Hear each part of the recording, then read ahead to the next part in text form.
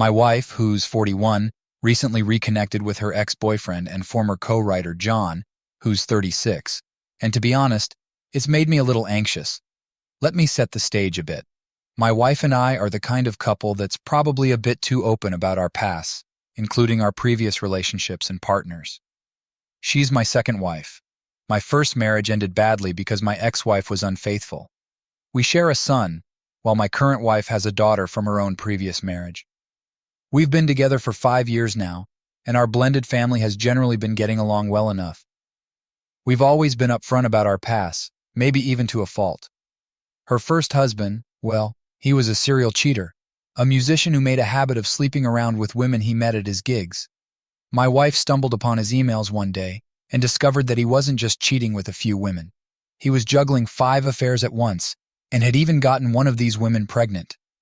Devastated and determined to keep their family together for their daughter's sake, she tried to salvage their marriage. In her desperation, she reached out to an old online friend, John, for advice. They had been friends and co-writers for about 7 years, but had never actually met in person. They had started writing a novel together before life got in the way, and they lost contact. When she confided in John about the mess her life had become, he was nothing but supportive. He offered her all kinds of advice on dealing with infidelity, and even suggested what she should discuss with a lawyer, really stepping up as a friend. During their conversations, they decided to pick up where they left off on their novel, thinking it might be a good distraction or a way to reclaim a piece of themselves. My wife mentioned that they would flirt occasionally, but since they lived on opposite sides of the country, there was no real possibility of things escalating. At least, not initially. Eventually, she realized that her marriage was beyond saving. She checked out emotionally and stopped putting in the effort to fix things. It was around this time that she and John confessed to being attracted to each other, and by the end of the year, he flew out to see her. The moment things got physical between them, she filed for divorce, and John made the big move to be with her later that year. To summarize, her daughter, who was only 5 years old at the time, didn't take kindly to John. My wife insists that it wasn't because John did anything particularly wrong. It was more that her daughter was struggling with the changes and didn't want anyone replacing her father.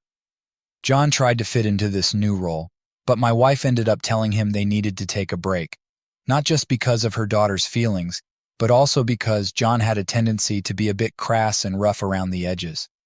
She had intended for this break to be temporary, thinking they just needed some space. However, John was deeply hurt by the whole situation, especially after uprooting his life to be with her. He felt rejected and decided to end the relationship for good. They parted ways, but after a few months they reconnected, this time with the goal of finishing their book together. They managed to keep things strictly professional, or so she says, and that's where things stood until recently when John reached out again. During the time they were working on their book again, they ended up sleeping together. It was purely physical, nothing more. They were close to finishing the book when I entered the picture, and she started dating me. Feeling awkward about having an ex in the mix, once she committed to a new relationship, she admits she distanced herself from John. She stopped responding to his emails, which were mostly about the book, and gradually disengaged from the project. John, frustrated by her lack of involvement, eventually blocked her on all platforms after a few months of this. Now, let's fast forward to about a month ago.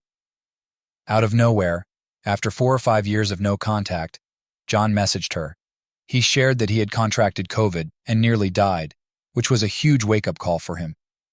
During their time apart, he had rewritten the book without her input, managed to get it published, and even wrote and published a sequel. He explained that he wanted her to have the rights to their shared work if anything were to happen to him, since she knew the story inside and out. That sounded nice and considerate, but then their conversation drifted to other topics. Apparently, John is now working on a comic adaptation of their book. He invited her to join the project, explaining that a lot of the artwork was already done. She got really excited, showing me the illustrations and discussing the characters' backstories. She even pointed out what she thought John got wrong in the designs. It was clear she was deeply invested, sharing details about the names he changed, which characters were missing, and the differences in the plot. I knew they had written together, but I had no idea they had created this entire universe. It was obvious how much this project meant to her, She seemed genuinely thrilled about the prospect of working on it again, and that made me uneasy. In the past, every time they collaborated on something, it led to them sleeping together. Their writing even had a bit of sexual content, which adds another layer to my concern. I'm not the jealous type, and I definitely don't want to squash a dream she had to bury, but I also don't want history repeating itself. So I did something I'm not proud of. I snooped through their conversation. From what I saw, John seemed focused on the project, keeping things professional. However, my wife was asking about his personal life.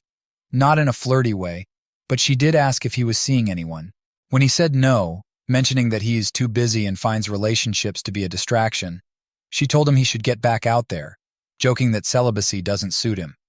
We're pretty open about our past sex lives, so I know her ex-husband was awful in that department.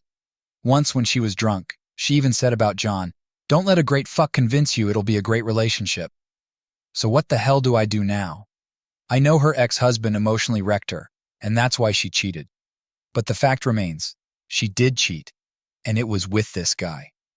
I've met John, and he seems like a straightforward, decent guy, but their history is a red flag. They've fallen into the same pattern 3 times before, and I'm worried it could happen again. I want to talk to my wife about my concerns without coming off as controlling or overbearing. She clearly loves this creative outlet, and she lights up in a way I've never seen when she talks about this book. It feels like she pushed something incredibly important to her aside, and I want her to have the chance to embrace it again. But at the same time, I'm scared their renewed interaction might escalate into something more, as it has in the past. My wife's ex-boyfriend suddenly reappeared in her life, wanting to collaborate on a writing project they started years ago, but that she left behind. Now, he's experiencing some financial success with it, and it feels like a punch to the gut. I can't believe this is the woman I've spent the last 6 years with. The level of deceit is so deep and calculated that it's hard for me to wrap my head around it. It feels like I've been living with a stranger. I decided to have a serious conversation with her, telling her how I felt about the whole situation. I expressed that I was happy she'd reconnected with her passion for writing and suggested it could be a great hobby or even a profession for her given how talented she is and how much she enjoys it. She agreed at the time and mentioned that having John, her ex, back in the picture might not be a good idea. She said she was concerned he could be using this as a way to worm his way back into her life. When she said all this, I felt relieved. It seemed like we were on the same page. She wasn't brushing off my concerns or accusing me of being controlling. We both had our doubts, and I thought that was the end of it. But something kept nagging at me. The conversation had gone too smoothly, almost like it was rehearsed. The next morning, while she was in the shower, I did something I never thought I'd do.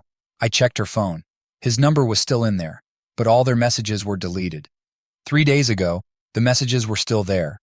Red flags started waving like crazy. Then I checked Facebook Messenger. She was talking about an upcoming work trip to Vegas, something she's been mentioning for weeks. However, the trip had supposedly been canceled due to COVID. But in these messages, she's discussing a plan to stay at a hotel a town over with John. They even talked about bringing back photos from other people's Vegas trips to have something to show me in case I asked. They chatted about restaurants they wanted to try, how there'd be a full moon on one of the nights. She even mentioned how great it would look on the beach. And here's the kicker. John isn't living on the East Coast as he claimed. He's moved back to town recently, apparently because he can afford it now. He even showed her his new place on Google Maps. It took everything in me not to drive over there and confront him. About a month ago, she told me she was picking up her brother from the airport. Guess what? That was a lie. It was John. The messages don't go back far, but they make references to things that suggest they've been in contact for years, not the clean break she claimed. One message from John made my blood boil. He wrote, "Yeah, we're just friends. I don't see you in 8 years, and I'm inside you 20 mins off the plane. Best friends, maybe." So, it turns out she hasn't just been planning to sleep with him. She's been doing it for months. That trip to her mother's a few weeks ago, where she stayed overnight. Yeah, that was another cover-up. I haven't confronted her yet, but every time she smiles, I feel a wave of hatred. I'm trying to hold off saying anything until after Jantmas, because I don't want to ruin the holiday for the kids. But honestly, I'm at my breaking point. I don't know if I can keep swallowing this crap with a smile. My sanity is hanging by a thread. I'll be lucky if I can avoid throwing myself into the deepest despair. It's like I'm losing my mind here. I never want to experience anything like this ever again. This whole ordeal has been the most difficult thing I've ever faced, and I'm twitching like a tweaker every so often now. Today my wife left for what she said was work. Or maybe it was to see John. I have no idea. I tried to check her location, but either she turned off her GPS or my phone was acting up. I didn't have the papers to serve her yet. That's coming later this week. But I knew I had to confront her before she caught on to what I was doing. The last thing I wanted was to give her more time to spin some elaborate lies. As I sat there waiting, I heard the garage door open and turned on the camera. She walked in, completely clueless. I told her she should sit down because we needed to talk. She looked like a deer in the headlights, but sat down and asked me what was wrong. I responded, "Why don't you tell me?" She played dumb, but I could see it in her eyes. She knew she'd been caught. She asked again, "What's wrong?" I asked her what was really going on with John, and she claimed she hadn't heard from him. I decided not to confront her directly just yet, and instead told her I felt uncomfortable with her working with him. I said it wasn't something I could get past. Instantly, she was overly agreeable, nervously asking why I'd changed my mind so quickly, and why I was acting the way I was. I just shook my head and said something like, "I wanted to be understanding, but I got weird vibes from him, and I'd prefer it if you didn't talk to him." She insisted that John didn't mean anything to her anymore, and that she was just happy to see their book get made. I pointed out that he basically stole her work, and she was being far too forgiving about it. I suggested she should sue him over it, and she agreed with me. By now, she probably thought she was in the clear, planning to break it off with John as soon as she got the chance. But then I threw her a curveball. I told her the whole situation had stressed me out, and I planned to take the next week off work. I said I'd arranged with my ex-wife for her to keep our son over the weekend, so that I could go to Vegas with her. That was why I'd been talking to my ex for so long the other day, or at least that's what I let her believe. Her expression shifted to a deadpan stare. I started rambling about how COVID had shut down a lot of things and how I wasn't even sure what was open in Vegas. She cut me off saying, "Actually, it got canceled today." The conversation went something like this. Me: "It got canceled last month." Her: "No, they told us today because they weren't sure until now." Me: "I know it got canceled last month." Her: "What are you doing? Why are you saying you want to go and then saying it's canceled? I don't get what you're doing." Me: "It was canceled last month. What were you going to do if I didn't ask about it?" Her: "You're freaking me out. It was canceled today." Me: "What were you planning to do in town name?" Her: "What are you accusing me of?" Me: "How long have you and John been back together?" Her: "We haven't done anything. Did he tell you we were?" Me: "Don't lie to me. I don't want to read out everything he texted. It almost made me throw up the first time. I can't believe you do this." Her: "I love you. I'm sorry. He's been texting me a lot lately, saying messed up stuff, and I didn't know how to handle it. I wanted to tell you, but I was afraid you'd react like this. I was hoping he'd just stop on his own." Me: "You didn't see him for 8 years, and 20 minutes after he got off the plane, you slept with him." Her: "What plane? What are you talking about?" Me: "He lives on street name. If you want to stop this, just admit what you did so we can move forward. Why did you lie about him being on the East Coast?" Her: "Did he say something to you? He lies constantly. That's part of why we broke up. I knew I shouldn't have responded to his messages. It's always drama with him. His messages were fine at first, but then he started with the missing me stuff again. Like always. I was going to tell you." Me: "He wanted you to come home and kiss me after you were with him. I read your messages. I saw them in your email and texts. You're cheating on me, and I want you out of this house today." Her: "What? I'm not cheating on you. If you don't want him around, I'll tell him to get lost, but I'm not cheating. Is that what he told you? He's lying." Me: "Stop it. I told you I went through your messages. Get your things and go to your parents' place. I made copies of your emails and screenshots of your texts. I don't want to show anyone what you two said to each other. But if you keep lying, I will. We're done. Go pack your stuff." Even with everything out in the open, she still tried to play dumb and lie her way out. But I was done with the games. I pulled out the copies of their texts and handed them to her. She glanced at them for only a couple of seconds before breaking down in tears, sobbing harder than I've ever seen her before. It was gut-wrenching, and for a brief moment I felt a pang of sympathy. She cried out apologies, saying it all spiraled out of control and she wanted to end it. According to her, John had gotten possessive and threatened to expose her if she tried to end things. I told her none of that was in the messages I'd seen, and she was still lying. She was planning to go spend the weekend with him, but then she swore it was over between them. She promised she'd make him disappear and never talk to him again. I told her I didn't care what she did now. I'd already spoken to a lawyer, and the divorce papers would be ready soon. That set her off. She repeated, "You've been talking to a lawyer?" About 4 or 5 times, her voice rising with each repetition. Honestly, I was ready to call the cops because she was closing in on me, screaming her head off. I told her to calm down and pointed out the camera I had rolling. Her breakdown turned into something almost unrecognizable. She kept accusing me of planning this all out, of smiling to her face while secretly plotting. Each time she said it, I reminded her that I wasn't the one sneaking around and engaging in affairs. I asked her why she'd done this to us. At first, she couldn't give me a straight answer. She tried to downplay it as meaningless sex, so I shot back. "So you ruined everything for no reason then? That's great." After a bit, she quieted down. I couldn't tell if she was being honest or just trying to hurt me more, but she admitted that she really messed up with John in her eyes. She called him her soulmate, and that nearly made me lose it. I asked her why she didn't just leave me for him from the start. She said she knew she'd look bad to her family if she brought him around, and they didn't like him either. She also said that being with him wasn't an option because her ex and daughter would have fought her on it. So, going back to him was never a real possibility. She kept apologizing and seemed in disbelief at how final I was about everything. She pleaded, saying it was a huge mistake and that she'd do anything to fix it. I told her it was too late. There was nothing she could do to earn my forgiveness, and somehow she was shocked by that. I told her I had opened a new bank account and moved half of the money from our joint account into it. The rest was hers. She could either get it herself or I'd handle it for her, but the account was getting closed. She nodded along, saying we'd probably both need to go to the bank together to close it. She went to pack her clothes, crying a bit and making odd threats that nothing better be missing. I let it slide and told her to take pictures of how she left her stuff and our daughter's things so she'd see that nothing was touched. I had already contacted her parents, and they were in shock, especially about John being involved. They apologized profusely to me. Soon after, she was out of my house.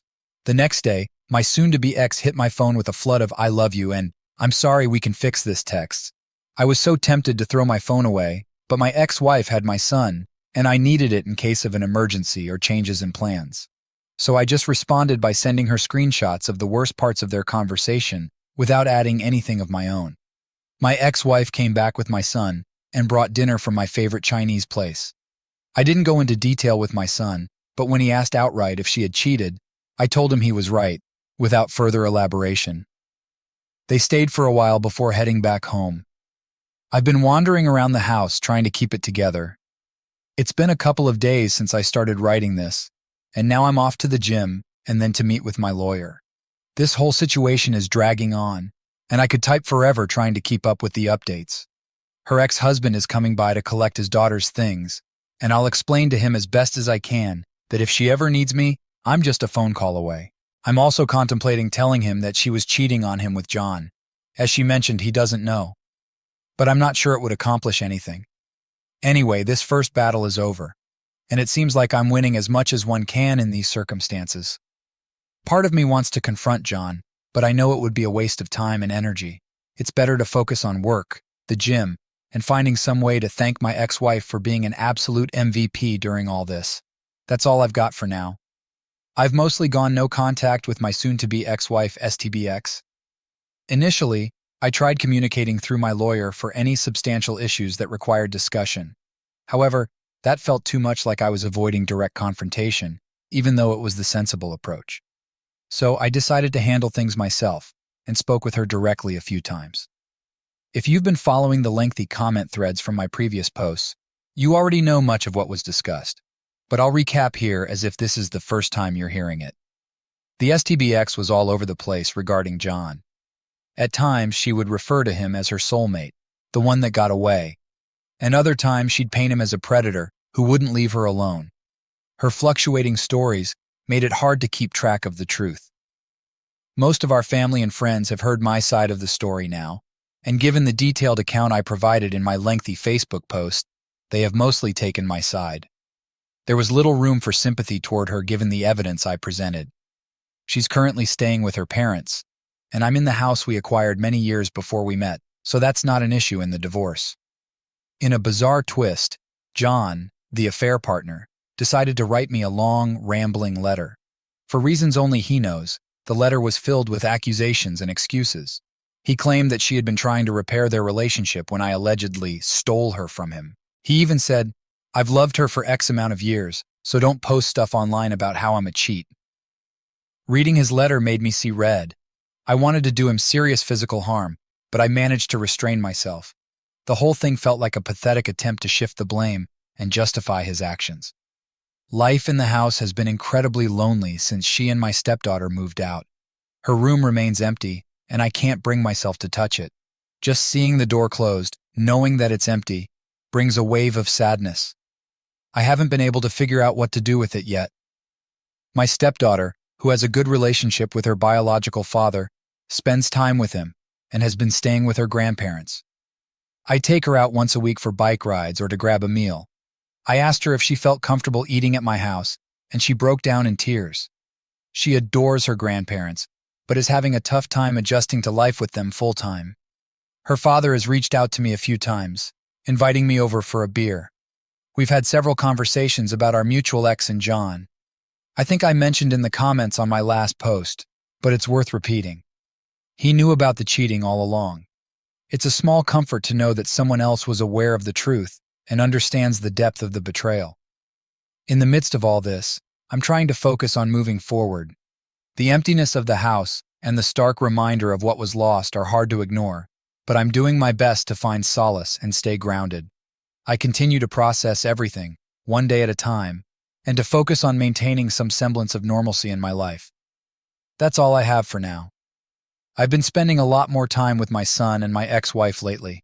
One of my weekdays aligns with their schedule, so I stop by for dinner, and I've also been keeping my son an extra day on weekends. My ex-wife generally joins us for dinner on Friday nights. It's a bittersweet arrangement, but it's nice to have some regular family time, even if it's not what I envisioned. I've tried to gauge how my son is feeling about the divorce and the situation with his mother. When I ask him, he's not very forthcoming with his emotions, but it's clear he's struggling. The first few times I broached the subject, he would just stare off into space and say things like, "I don't even want to think about her." He also mentioned that he loved her and didn't expect her to betray him. Hearing him say that hit me hard. We often think about the impact of an affair on ourselves, focusing on how it affects us personally. But hearing my son express his hurt, saying what she did to me, was far more painful than anything his mother could have done to me directly. I've talked with him and his mom about the possibility of therapy, but he insists he's okay for now and will let us know if he needs help. He's a mature kid and usually quite open about his feelings, so I trust his judgment. Recently, he and I had a private conversation about the divorce and the reasons behind it. I was hesitant at first because he's clearly angry about the infidelity and has a good relationship with his mother. But since he was asking about it, I chose to be honest with him.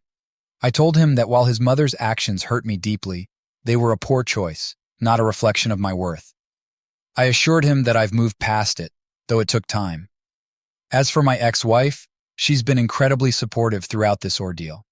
She's been the driving force behind me spending more time with my son and breaking up the monotony of being alone in the house. Her encouragement has been a source of comfort. Some people have suggested that she and I might consider getting back together. If that were ever a possibility, I would want to wait until after I've completed some therapy sessions, and perhaps even couples therapy, if she's open to it. We've talked a bit about our own past and the infidelity that led to our divorce. I've moved past it and am no longer very affected by it, but she still talks about it as if it just happened. I've told her that I forgive her, and this time I added that given the way she described the situation, it's possible she was preyed upon by someone she didn't know well. She had been drinking too much and only saw this guy a few times at her workplace, which makes it seem more like she was taken advantage of. It's tough to think about, but while it doesn't bother me daily anymore, it's a reminder of how my life was shattered just as I was finding happiness again. The STBX's entry into my life and the subsequent infidelity has made me wary of future relationships. It feels like no matter how much effort I put in, the potential for betrayal looms large. On a more positive note, I'm planning a trip to Disney World this July. Originally, it was supposed to be just me, my ex-wife, and our son, but I managed to negotiate with the STBX to allow my stepdaughter to join us. I wanted her to feel included and not left out. I'm sure she'll probably use the opportunity to pursue her own interests, but that's not my concern anymore. The trip is meant to be a fresh start and a way to lift my spirits, giving us all a chance to enjoy some happy moments despite everything that's happened. I have 2 ex-wives, so for clarity, I'll refer to my most recent ex-wife as ex-wife and my first ex-wife as my son's mother. Reflecting on this time last year, I was still trying to come to terms with the revelation from my ex-wife about her ex John. He approached her with the proposal of reviving an old writing project they once collaborated on. It was immediately apparent to me that this was a cover to reignite their affair, something I had failed to recognize at the time. My reaction was one of anger and betrayal, which led me to confront her and ultimately decide to end our marriage. She moved out and took her stepdaughter with her to live with her parents. While I was devastated by the breakup, I made a conscious effort to remain involved in my stepdaughter's life, hoping to provide her with some semblance of normalcy and stability during such a disruptive time. Unfortunately, the situation took a darker turn when my stepdaughter's biological father, who is originally from another country, decided to withhold her from returning to the United States. This was his way of protesting against my ex-wife, whom he considered toxic. His refusal to send her back had serious consequences. After a couple of months, he eventually sent her back, likely due to pressure from his own family and the legal risks he faced. However, his departure left a significant void in her life. His decision effectively removed a positive male role model and left her in the care of someone we both considered detrimental to her well-being. Meanwhile, my ex-wife's life continued to spiral downward. After our divorce was finalized, but before her ex-husband absconded with their daughter, she had begun a new relationship. I was initially unaware of this development until my former in-laws reached out to inform me that she had been hospitalized. It turned out that my ex-wife had rekindled her relationship with John. When she attempted to end their relationship to pursue her new partner, John reacted violently. He attacked her at a Motel 6 parking lot, resulting in severe injuries including a fractured vertebra, significant bruising, and a concussion. The assault was compounded by John driving off a Good Samaritan who tried to intervene. He has since been arrested and is facing multiple assault charges, potentially including attempted murder. I haven't kept up closely with the legal proceedings, but I'm aware that she is undergoing physical therapy and working hard to recover from the traumatic experience. Seeing her in such a state, despite the pain she caused me, has been deeply troubling. I find it hard to completely shut off my compassion when confronted with her physical and emotional suffering. My stepdaughter has been spending more time with me recently, and I'm trying to provide her with a supportive and stable environment. I know she's struggling, and while she's spending more time with her father, I hope that the time she spends with me and my son provides her with some comfort and stability during these trying times. As for my first ex-wife, my son's mother, the relationship between us has evolved significantly. We have engaged in open and honest conversations about our past, including the infidelity that led to our separation. These discussions have helped us both come to terms with our past and build a foundation for a new chapter in our lives. We aren't officially back together, but our relationship has become more intimate and meaningful over the past few months. We've spent more nights together and have been enjoying each other's company without rushing into anything. For the past 5 days, we've been staying at each other's homes almost continuously, though we sleep in separate rooms to avoid confusing my son. Despite this, our physical intimacy has increased, and we're finding a renewed sense of connection.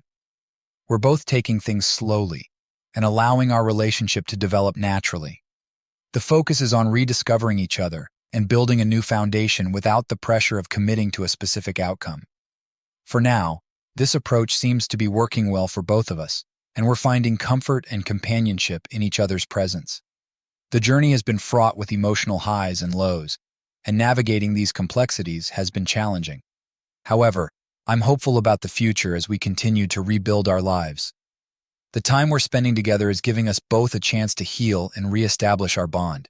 I'm cautiously optimistic about what lies ahead, and am taking each day as it comes, appreciating the progress we've made and the new opportunities for growth and understanding. I could delve into even more details, but I believe this update provides a comprehensive view of where things stand now. As I continue to navigate these changes, I remain focused on providing stability for my family and finding my own path forward.